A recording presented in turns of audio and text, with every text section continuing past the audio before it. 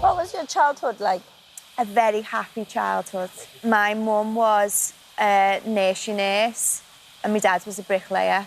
And once my mum had children, she was the stay-at-home mum and he would go and do the work. Stay-at-home mum. That's what's given me my morals and my way that I instill in my kids as well, the way I was brought up. It's really funny, actually, listening to your story because I started choreography at 16, so without the support of my parents, I wouldn't be sat here doing this now. How was your first day when you were First went on set in choreo. I can vividly remember walking into the green room and Mike Baldwin was over there and Ken Barlow was over there and Jack and Vera, like all the big Coronation Street legends, and it was mind-blowing.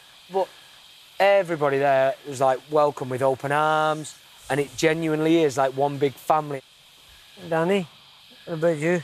Childhood was great. As soon as I could walk, I had a plastic guitar, and I used to take my guitar to bed instead of a teddy. Found my love for music pretty early on. I remember seeing Springsteen, obviously. Big Bruce. And I knew I wanted to do it.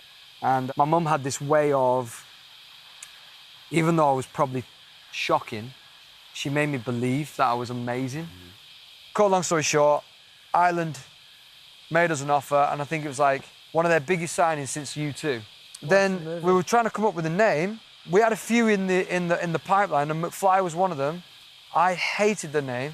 So James and Tom sat me down to watch Back to the Future, and I was like, I'd never seen it. And as I'm watching it, Biff crashes into the manure truck, and I saw, it said on the side, D. Jones Manure Manufacturing. No. And I was like, McFly it is. Yeah. And that's how we got the name. Oh, it's great to hear people's stories about themselves because everybody knows who they are, but we know them in the version of them that we meet in the media. They were talking about where they come from, their family, what they'd grown up with, how that had fired their ambition or their imagination. And I found it absolutely fascinating. I was a kind of weird, nerdy kid. I realised I was gay when I was a teenager and I knew I had to escape, really, so I ran away to London and bumped into a little Glaswegian guy called Jimmy Somerville who'd run away from Glasgow. We're both gay runaways.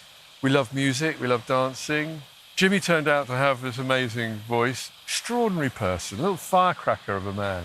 And then he got together with two guys, and they formed a band called Bronski Beat, and they came out with a record called Small Town Boy. Yeah. And that went straight to the top of the charts, and like that.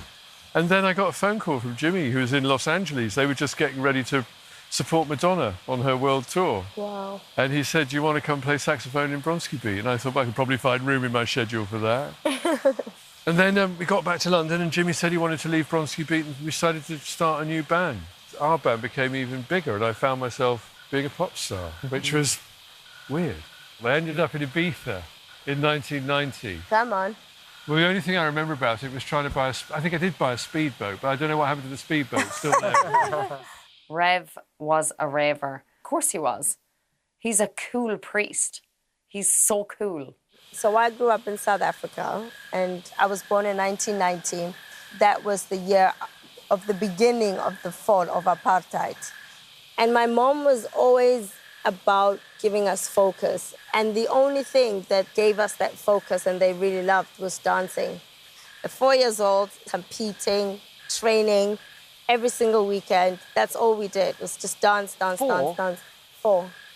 But my parents were also very much about education.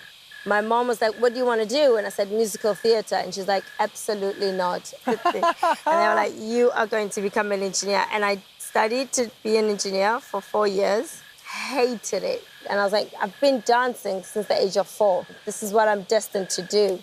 I saved my money and moved to Germany. They were all against me moving to Germany, my whole family. But you were so focused. Yeah. So I started doing Strictly Germany. And then 3 months later, I got the job for UK, Strictly. And every single year was aimed to get that glitter ball. And finally, I got it with Calvin Fletcher. And then the next year, I got Bill Bailey. And then we won again, which was like never been done before. And now I am here. And I'm loving every minute. Here, here. Yeah.